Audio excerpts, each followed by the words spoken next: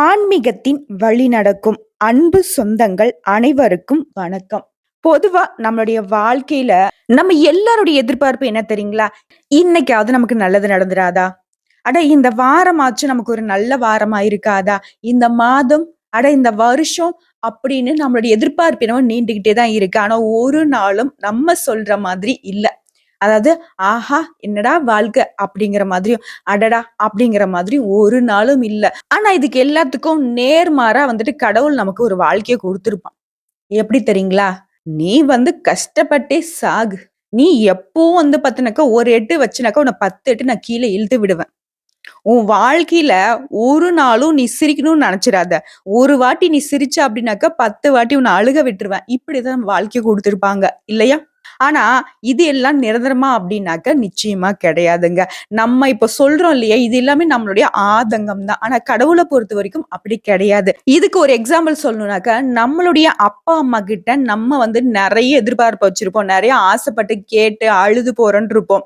அப்பலாம் நம்ம அப்பா, அம்மா மேல நம்ம கோபம் கூட பட்டுருப்போம். இவங்க நமக்கு எதுவுமே செய்ய மாட்டியிருக்காங்க அப்படின்னு சொல்லிட்டு. ஆனா அதுவே நம்ம அப்பா, அம்மா ஆகுறப்போ, அப்பா, அம்மாவுடைய கஷ்டங்கள் நமக்கு புரியும். அந்த சமயத்துல திரும்பி பார்க்குறப்போ, அப்பாவும், அம்மாவும் வயசாகி நிப்பாங்க. ஓகேங்களா? அந்த மாதிரி தான் கடவுள் நமக்கு இப்ப சோதனை குடுக்குறாரு அப்டின்னாக்க, நம்முடைய வாழ்க்கையில இனி வரக்கூடிய காலத்த இந்த அனுபவத்த வச்சு முன்னேறி போகணும். அதே மாதிரி அப்ஸ் அண்ட் டவுன்ஸ் வரப்போ நம்மள நம்ம தற்காத்துக்கணும். அதாவது அப்ஸ் அண்ட் டவுன்ஸ் வரப்போ நம்ம பேலன்ஸ்டா வாழணும் அப்படிங்கிறதுக்கு தான் சின்ன சின்ன போராட்டங்கள கடவுள் குடுத்துக்கிட்டு தான் இருக்காரு. நீங்க ஒரு விஷயம் சொல்லுங்களேன். உங்க வாழ்க்கைய எடுத்துக்கிட்டோம் அப்படின்னு வச்சுக்கோங்களேன். நீங்க விவரம் தெரிஞ்சதுலருந்து இப்போ வரைக்கும் நான்லாம் எப்படி கஷ்டப்பட்டேன் தெரியுமா? அப்படின்னு ஆரம்பிச்சு உங்களுக்கு பெரிய நெருக்கடி ஒண்ணு வந்திருக்கும். அந்த இதெல்லாம் கேட்டோம்னா, மேடம் அன்னைக்கெல்லாம் கேட்டீங்கன்னா உசுரு மட்டும் தான் இருந்துச்சு. அந்த பிரச்சனைய தீர்க்கிறதுக்கு நான் விழுகாத கால் இல்ல, நான் கேட்காத ஆள் இல்ல அப்படிங்கிற மாதிரி ஆரம்பிப்போம். ஆனா அந்த பிரச்சனைய தாண்டி வெளிய வந்திருப்போம் இல்ல, அந்த ஒரு பாயிண்ட் யாரு குடுத்திருப்பா தெரியுங்களா? கடவுள் தான் குடுத்திருப்பாரு. ஓகேங்களா? நம்மள தண்ணீல அழுத்துறப்போ, அந்த பந்து எப்படி மேல வருதோ, அந்த மாதிரி நம்ம மேல வரணும்னு தான் கடவுள் எதிர்பார்க்கிறார். நமக்கு வரக்கூடிய சோதனைகளும் அப்படிதாங்க. பாசிட்டிவா திங்க் பண்ணுங்க. உங்களுக்கு பிடித்த தெய்வங்களுடைய வழிபாடு உங்களுக்கு எப்பவுமே துணை நிக்கும். நம்ம ஒரு தப்பு தண்டக்கு போகல, நம்ம ஒருத்தருடைய வாழ்க்கைய கெடுக்கல அப்படின்னாவே, நம்ம நிச்சயமா நல்லா இருப்போங்க. இத மட்டும் மனசுல வச்சுக்கோங்க. அந்த வகையில 12 ராசிக்கும் இந்த ஜூலை மாதம் அப்படிங்கிறது சில பேருக்கு சாதகமாகவும், சில பேருக்கு பாதகமாவும் இருக்குங்க. அப்படி சாதகமா இருக்கக்கூடிய அன்பர்களுக்கு இன்னும் சிறப்பா உங்க வாழ்க்கைய மெருகேத்திக்கிறதுக்கும், பாதகமா இருக்கு அப்படின்னாக்கா, அதுக்கான வழிமுறைகளும் நம்ம இந்த வீடியோ பதிவுல பார்க்கலாங்க. அந்த வகையில ஜூலை மாதம் அதாவது ஆங்கில வருடத்துல 7வது மாதமாக பிறக்க போற அந்த ஜூலை மாதம் அப்படிங்கிறது துலாம் ராசிக்கு அந்த கடவுள்கிட்ட மண்டியிட்டு வேண்டுனாலும் ஒரு சில விஷயங்கள்ல இன்னுமே தீர்வு கிடைக்காம கஷ்டப்பட்டுக்கிட்டு தான் இருக்கீங்க இல்லையா? ஸோ அந்த மாதிரியான விஷயத்துக்கு இந்த ஜூலை மாதம் அப்படிங்கிறது கொஞ்சமாச்சு உங்களுக்கு தெளிவ கொடுக்குதா? மனசுக்கு அமைதிய கொடுக்குதா? கொஞ்சமாவது சந்தோஷம் நிலைக்குதா? அப்படிங்கிறத தெளிவா பார்க்கலாங்க. அதுக்கு முன்னாடி நம்ம சேனல்ல பார்க்கக்கூடிய துலாம் ராசி அன்பர்கள் இந்த ஜூலை மாதம் முழுக்கவே நீங்க வழிபட வேண்டிய தெய்வம் யாரு தெரியுங்களா? உங்களுடைய வழிபாடு எப்படி இருக்கணும்னு தெரியுங்களா? நீங்க செய்ய வேண்டிய பரிகாரம் என்னன்னு தெரியுங்களா?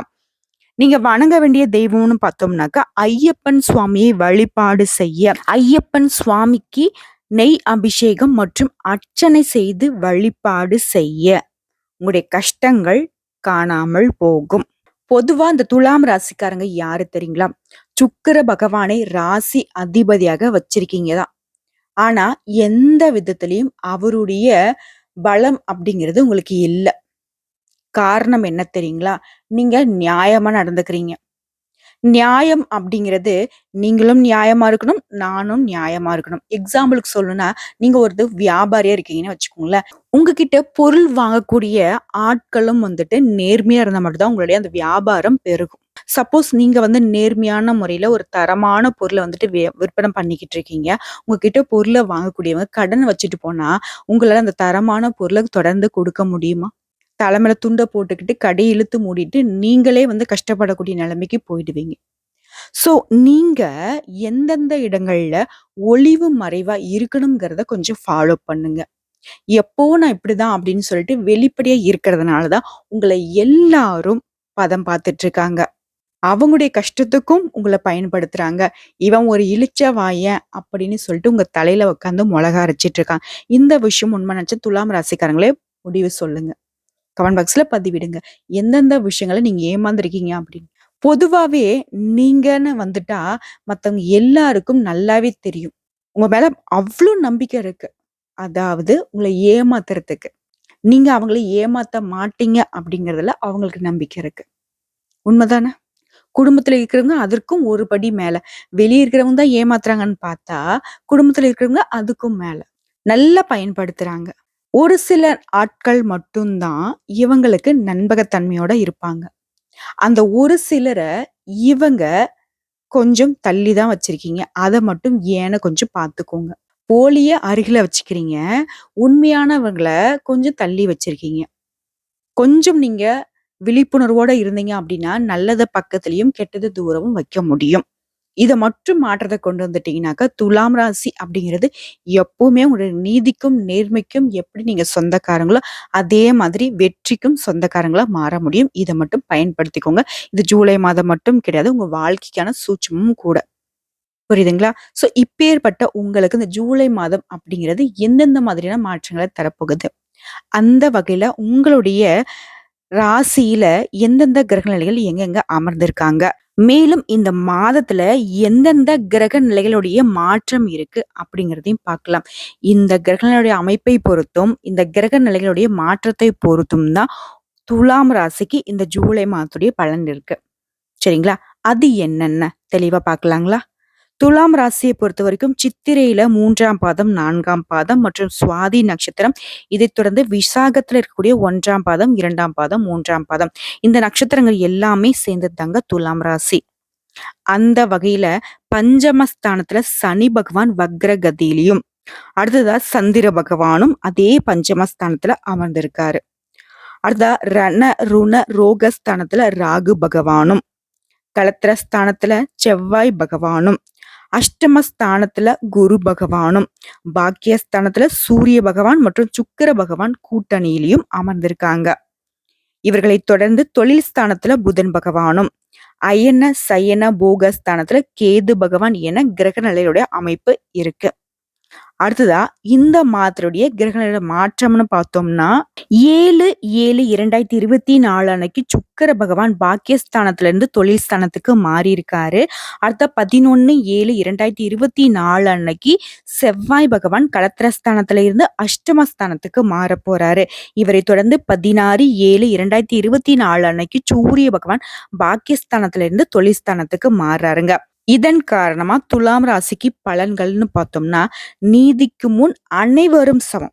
கூட பிறந்தவங்க, பெத்தவங்க, சொந்தம், பந்தம் எதையும் பார்க்க மாட்டாங்க. நீதிக்கு பேர் போனவங்க இவங்க. நெஞ்சில நீதி, நேர்மை அப்படின்னா இவங்களுக்கு தான் பொருந்தும். அந்த அளவுக்கு மத்தவங்க இவங்க கிட்ட வந்துட்டு ஒரு கஷ்டத்த சொல்றாங்க. இதுக்கு நீயே ஒரு நியாயத்த சொல்லுப்பான்னு வந்து நின்னுட்டா போதும். அடடா! இவங்கள மாதிரி ஒரு அக்யூரேட்டா ஒரு நீதிய சொல்றதுக்கு ஒரு ஆள நீங்க பார்க்க முடியாது. எப்பேர்ப்பட்ட நீதிமன்றத்துக்கு போய் நீங்க ஜட்ஜ்மெண்ட்ட வாங்கிட்டு வந்தாலும் சரி, இவங்களுடைய ஜட்ஜ்மெண்ட்க்கு அப்புறம் தான் அது செல்லும். ஏன்னா, அந்த அளவுக்கு எந்த பக்கம் நியாயம் இருக்கு? யாருக்கு பாதிப்பு? இந்த பாதிப்புக்கு எப்படி வந்துட்டு சரி செய்யணும்? அப்படிங்கிற அளவுக்கு யோசிச்சு முடிவு சொல்லக்கூடியவங்க. இவங்களுக்கு இந்த மாதம் எப்படிங்க இருக்கு? மனசுல உறுதி பிறக்கும். எடுத்த முயற்சிகள்ல சாதகமான பலன் கிடைக்கும் துலாம் ராசி அன்பர்களே. இந்த ஜூலை மாதம் அப்படிங்கிறது துலாம் ராசி சேர்ந்த ஆண்களா இருக்கீங்க அப்படின்னா, உங்களுக்கு பெண்களால நன்மை உண்டாகுங்க. அதுவே துலாம் ராசி சேர்ந்த பெண்களா இருக்கீங்க அப்படின்னாக்கா, ஆண்களால உங்களுக்கு பலன் உண்டுங்க. நன்மை உண்டு, பாதுகாப்பு உண்டு. இந்த மாசத்த பொறுத்தவரைக்கும் துலாம் ராசியில இருக்கக்கூடியவங்களுக்கு வீண் செலவுகள் உண்டாகுறதுக்கு வாய்ப்பு இருக்கு. வீண் அப்படிங்கிற ஒரு விஷயத்த சொல்லிட்டேன் அப்படின்னா, அந்த வீண் விரயத்த நீங்க எப்படி சரி செய்யணும்? கவனமா இருக்கிறதன் காரணமா சரி செய்யலாம். இந்த செலவு நம்ம வந்து செஞ்சு தான் ஆகணும் அப்படின்ற கட்டாயமா அப்படிங்கிற ஒரு விஷயத்த யோசிச்சீங்க அப்படின்னா, அந்த வீண் விரய செலவ தடுக்க முடியும். ஒரு சிலருக்கு வீட்ட விட்டு வெளியில போய் தங்குறதுக்கான வாய்ப்பு இருக்குங்க. அடுத்ததா குடும்பத்த பொறுத்தவரைக்கும், குடும்பத்துல நிம்மதி குறையறதுக்கும் வாய்ப்பு இருக்கு. இது யாரால தெரியுமா? உங்களுடைய உறவுக்காரர்களுடைய தலையீடின் காரணமா குடும்பத்துல சண்டை சச்சரவுகள் வரதுக்கு வாய்ப்பு இருக்கு. அவங்களுடைய வருகை உங்க வீட்ல இருக்கு அப்படின்னா, கொஞ்சம் உஷாரா இருங்க. உங்களுடைய குடும்ப விவகாரங்கள்ல அவங்கள தலையிடாம பார்த்துக்கோங்க. முக்கியமா நீங்களும் அவங்க கிட்ட எதற்காகவும் போய் உதவின்னு நின்னுடாதீங்க. அவங்க உதவி செய்றாங்களோ இல்லையோ, "எதுக்கு உனக்கு உதவி? ஏன் உனக்கு உதவி? எதனால இப்படி கஷ்டம் வந்துச்சு?" அப்படின்னு ஆரம்பிச்சு, பூ வச்சு, பொட்டு வச்சு, ஜட பின்னி, ஊருக்கே தம்மட்டம் அடிச்சிருவாங்க. உங்களுடைய கஷ்டத்த நல்லா நோண்டி விட்டுடுவாங்க. "அட போடா!" அப்படிங்கிற அளவுக்கு உங்க வாழ்க்கைய வெறுக்கிற அளவுக்கு அவங்க செஞ்சுருவாங்க. ஸோ உஷாரா இருங்க. அடுத்த குடும்பத்துல கணவன் மனைவிக்கிடையே மனம் வருந்தும்படியான நிலை ஏற்படுறதுக்கு வாய்ப்பு இருக்கு. இதை சரி செய்யணும்னாக்கா விட்டு கொடுத்து போகணும். பேச்சுல நிதானம் இருக்கணும். கோபத்தை கட்டுக்குள்ள வச்சுக்கணும். அடுத்தா வீடு, வாகனங்களுக்கான செலவுகள் வரத்துக்கு வாய்ப்பு இருக்கு. வீடு இருக்கா? அந்த வீட வந்து பார்த்தீங்கன்னா புதுப்பிக்கலான்னு ஒரு எண்ணம் வரும். அதனால செலவு செய்யறதுக்கு வாய்ப்பு இருக்கு. வாகனம் இருக்கா?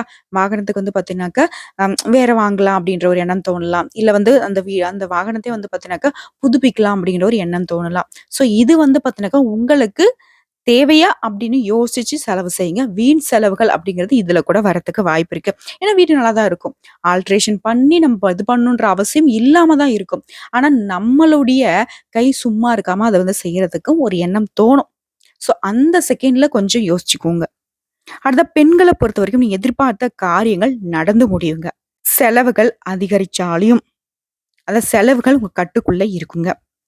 பயணம் செல்றதுக்கான வாய்ப்பு ஒரு சிலருக்கு துலாம் ராசிக்கு உண்டு. மற்றவர்களுக்காக பொறுப்புகளை ஏற்பது தவிர்ப்பது ரொம்ப ரொம்ப நல்லது. ஃப்ரெண்டா இருக்கட்டும், யாரா வேணா இருக்கட்டும். அவங்களுக்காக அவங்க தான் கஷ்டப்படணும். நீங்க பொறுப்பு ஏத்துக்கிட்டு சப்போஸ் அவங்க கடன் வாங்குறாங்க, போய் ஜாமீன் கையெழுத்து போடுறது, கொடுக்கல் வாங்கல் பண்றது, இந்த மாரி எந்த விஷயத்தையும் துலாம் ராசி இந்த ஜூலை மாதம் பண்ணவே கூடாது.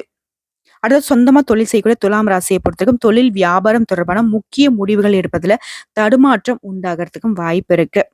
அத கொஞ்சம் பார்த்துக்கோங்க. லாபம் குறையறதுக்கும் வாய்ப்பு இருக்குங்க தொழில்ல. பட் இருந்தாலும் வியாபாரம் அப்படிங்கிறது நல்ல முறையில நடக்கும். சரிங்களா? லாபம் குறைவாக இருந்தாலும் குறையுமே தவிர்த்து லாபமே இல்லாமல் போகாது.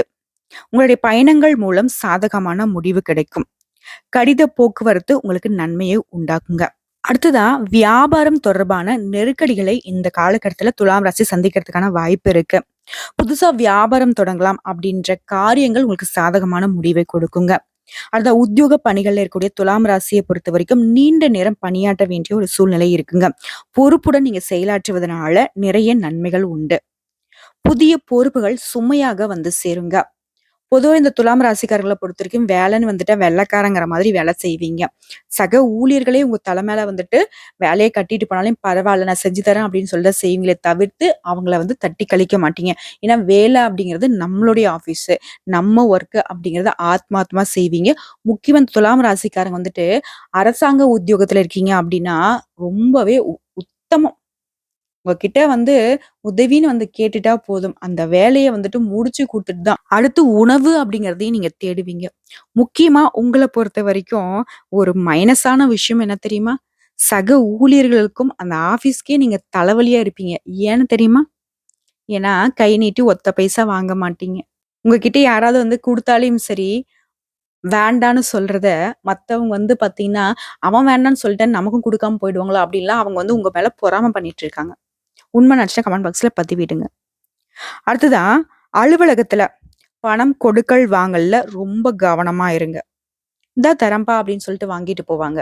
அது உங்களுக்கு பெரிய ஏமாற்றத்த கொடுத்துரும். ஸோ யாருக்கும் ஜாமீனுக்கு போகக்கூடாது. மத்தவங்களோட விஷயத்துல தலையிடக்கூடாது. உங்ககிட்ட ஒரு பிரச்சனைன்னு வந்து நின்னாலும் சரி, அது வந்து உண்மையாவே உங்களுக்கு வந்துட்டு நம்ம உதவி தேவைப்படுதா அப்படிங்கிறத அலசி ஆராய்ஞ்சு தான் நீங்க வந்துட்டு அந்த விஷயத்துல இன்வால்வ் ஆகணும். முடிஞ்ச அளவுக்கு வந்து இன்வால்வ் ஆகாம இருக்கிறது சிறப்புன்னு நான் சொல்லுவேன். என்ன கேட்டீங்கன்னா, அத கொஞ்சம் கவனமா இருந்துக்கோங்க. அடுத்தவங்களுடைய செயல்பாடுகளுக்கு நிச்சயமா நீங்க பொறுப்பு ஏற்கவே கூடாது. அது வந்து மனசுல இருக்கட்டும். அடுத்தா கலைத்துறையில இருக்கக்கூடிய துலாம் ராசியை பொறுத்தவரைக்கும் எதிர்பாராத செலவுகள் உண்டாகுங்க. காரிய தாமதங்கள் ஏற்படுறதுக்கும் வாய்ப்பு இருக்கு. வீண் கவலைகள் மனசுல அப்பப்போ வந்து போகும். அடுத்ததா ஏதாவது ஒப்பந்தங்கள்ல கையெழுத்து போடுறீங்க அப்படின்னா, நல்லா யோசிச்சு முடிவெடுங்க. அடுத்ததா அரசியல்ல ஈடுபட்டிருக்கக்கூடிய துலாம் ராசிக்காரங்கள பொறுத்தவரைக்கும், அடுத்தவங்களால உங்களுக்கு மன கஷ்டம் ஏற்படுங்க. அடுத்தவங்களுடைய கடமைக்கு பொறுப்பேற்காமல் இருப்பது ரொம்ப நல்லது. அரசியல்ல இருக்கிறவங்களுக்கும் இதுதான். எந்த ஒரு காரியமும் மந்தமாக நடக்கும். உடனே வந்து பார்த்தீங்கன்னாக்க, இதற்காக மனம் தளர்ந்து போகாதீங்க. அடுத்த மாணவர்கள பொறுத்தவரைக்கும் கவன தடுமாற்றம் ஏற்படாமல் பாடங்களை படிப்பது ரொம்ப நல்லது. பொறுப்புகள் கூடும் இந்த காலகட்டத்துல. இப்போ வரைக்கும் வந்து பார்த்தது வந்து பார்த்தீங்கன்னா, ஜூலை மாதத்துக்கான துலாம் ராசிக்கு பொது பலன்கள். இதை தாண்டி நட்சத்திர பலன்கள பார்க்குறப்போ உங்களுக்கு கூடுதல் விவரங்களா இருக்கும். அந்த வகையில சித்திரை நட்சத்திரத்த பொறுத்தவரைக்கும் இந்த மாதம் உங்களுடைய நட்சத்திரத்துக்கு அதிபதியா இருக்கக்கூடிய செவ்வாயின் சஞ்சாரத்தால குடும்பத்துல இருப்பவர்களை அனுசரித்து செல்வது ரொம்ப நல்லது. ஒரு வார்த்தை வெல்லும், ஒரு வார்த்தை கொல்லும். சோ வீட்ல இருக்கிறவங்க கிட்ட பேசுறப்போ ரொம்ப கவனமா இருங்க. கணவன் மனைவிக்கிடையே இருந்து வந்த இடைவெளிகள் குறையும். பிள்ளைகளுடைய எதிர்காலம் பற்றிய சிந்தனைகள் அதிகரிக்கும். எந்த ஒரு காரியத்திலும் ஈடுபடுறதுக்கு முன்னாடி திட்டமிட்டு செயல்படுவது ரொம்ப நல்லது. இந்த மாதத்தை பொறுத்தவரைக்கும் சித்திரை நட்சத்திரத்துக்கு பணவரத்து கொஞ்சம் தாமதப்படுங்க. அடுத்தா சுவாதி நட்சத்திரத்தை பொறுத்த வரைக்கும் இந்த மாதம் காரிய வெற்றிக்கு தேவையான உதவிகள் கிடைக்கும். எதிர்பாராத செலவுகள் உண்டாகிறதுக்கும் வாய்ப்பு இருக்கு. அதை கொஞ்சம் பார்த்துக்கோங்க. சொத்து, மனை சம்பந்தமான காரியங்கள்ல தடை தாமதங்கள் ஏற்படலாங்க. மேலும் மனசுல வீண் பயம் ஏற்படுறதுக்கும் வாய்ப்பு இருக்கு. அப்படி பயம் தோன்றுது அப்படின்னாக்க, நீங்க ஆன்மீக வழிபாட்டுல தாங்க உங்களுடைய மனசை ஈடுபடுத்தணும். ஏற்கனவே நீங்க செய்த காரியங்களுக்கான பலன்கள் இப்ப வந்து உங்களுக்கு சேருங்க. வீண் வழக்கு விவகாரங்கள் வர்றதுக்கும் வாய்ப்பு இருக்கு. இதனால சுவாதி நட்சத்திரம் வந்து பாத்தீங்கன்னா ரொம்பவே கவனமா இருக்கணும். சரிங்களா?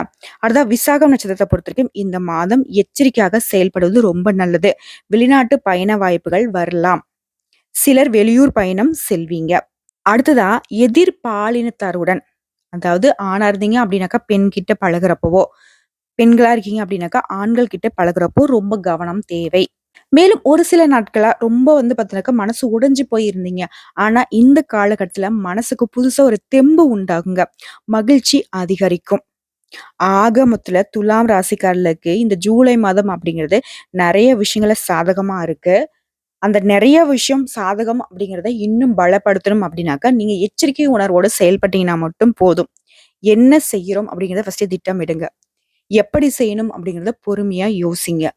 அத செயல்படுத்துறப்போ பொறுமையா செயல்படுத்துங்க. சரிங்களா? இத மட்டும் ஃபாலோ பண்ணிட்டா போதும். நீங்க உண்டு, உங்க வேலை உண்டுன்னு இந்த ஜூலை மாதத்த கடந்துட்டீங்க அப்படின்னாக்க, நீங்க தாங்க வெற்றியாளர். உங்களுக்கு பரிகாரம்னு பார்த்தோம்னா, வெள்ளி மற்றும் ஞாயிற்றுக்கிழமைகள்ல மாரியம்மனை வணங்க எல்லா பிரச்சனைகளும் தீரும். குடும்பத்திலயும் ஒற்றுமை ஏற்படுங்க. உங்களுக்கு அதிர்ஷ்டமான கிழமைகள்னு பார்த்தோம்னா, திங்கள் மற்றும் வெள்ளிக்கிழமைகளை பயன்படுத்திக்கோங்க. அடுத்ததா உங்களுக்கு சந்திராஷ்டமம்னு பார்த்தோம்னா, ஜூலை மாதத்துல 30, 31 நாட்கள்ல துலாம் ராசிக்கு சந்திராஷ்டமம் இருக்கிறதுனால எங்கும் கவனம், எதிலும் கவனம். புதுசா எந்த ஒரு கமிட்மெண்ட்டும் இருக்கக்கூடாது. முக்கியமா வெளியூர் பயணங்கள தவிர்த்துடுங்க. அதிர்ஷ்டமான தினங்கள்னு பார்த்தோம்னாக்கா, வரக்கூடிய 24, 25 இந்த நாட்கள சுப நிகழ்ச்சிகள செய்ய பயன்படுத்திக்கோங்க. மேலும் சிறப்பாக இருக்கணும்னு நினைச்சீங்கன்னா, இப்போ இந்த வீடியோ பதிவு பார்க்கக்கூடிய இந்த தருணத்திலேயே சுக்கிர பகவானுடைய படத்த உங்களுடைய ஃபோன்ல வால்பேப்பரா வச்சுக்கோங்க. பார்க்கும்போதெல்லாம் ஓம் சுக்கிர பகவானே போற்றி போற்றி அப்படின்னு அவருடைய நாமத்த சொல்லிக்கிட்டே இருங்க. ஏன்னா உங்களுடைய ராசிக்கு அதிபதி அவர்தான். ஸோ அவருடைய பலம் அப்படிங்கிறது உங்களுக்கு கூடுதல் பயன்களை கொடுக்கும். ஒருத்தன் நல்லா இருக்கான் அப்படின்னாக்கா, அவனுக்கு என்னடா சுக்கிரன் உச்சத்துல இருக்கான் போல அப்படின்னு சொல்லுவாங்க. ஸோ உங்களுக்கு வந்து சுக்கிரனே ராசிக்கு அதிபதியாக இருந்தா உங்களுடைய வாழ்க்கையில முன்னேற்றம் இல்ல அப்படிங்கிறது, அவருடைய வழிபாடு நீங்க அவ்வளவா செய்யல அப்படிங்கிறது தான் அர்த்தம். அதாவது சுக்கிர பகவானுடைய பலம்ங்கிறது உங்களுக்கு எப்படி தெரியுமா? உங்களுக்கு உங்க அப்பா பக்கத்துல நிக்கிற மாதிரி. புரியுதுங்களா? ஸோ உங்களுடைய அப்பா ரொம்ப நல்லவர்ன்னு மத்தவங்கலாம் சொல்லிக்கிட்டு இருக்காங்க. ஸோ உங்களுக்கு தெரியாதா உங்க அப்பா எந்த அளவுக்கு நல்லவருன்னு? ஸோ சுக்கிர பகவான வழிபாடு செய்யுங்க. நிச்சயமா அவருடைய பலம்ங்கிறது பல விதங்கள்ல உங்களுக்கு பாதை அடைக்கப்பட்டிருக்கு. என் வாழ்க்கை இருண்டுடுச்சுன்னு நினைக்கிறீங்க இல்லையா? இப்படிப்பட்ட உங்க நெனப்புக்கு தீர்வு தரக்கூடிய விதத்துல சுக்கிர பகவானுடைய வழிபாடு உங்களுக்கு இருக்குங்க. தினமும் காலையில கண் விழிச்சதுமே உள்ளங்கைய நல்லா தேய்ச்சு முடிச்சுட்டு, அந்த உள்ளங்கைய பார்த்து சொல்லுங்க. ஓம் சுக்கிர பகவானே போற்றி போற்றின்னு. சொல்லி முடிச்சுட்டு அன்றாடம் நீங்க வந்து உங்க வேலைய செய்யறப்போ, ஒவ்வொரு வேலையுமே சிறப்பா முடியும். உங்களுக்கு நல்லத மட்டுமே சுக்கிர பகவான் ஏற்படுத்தி கொடுப்பார்.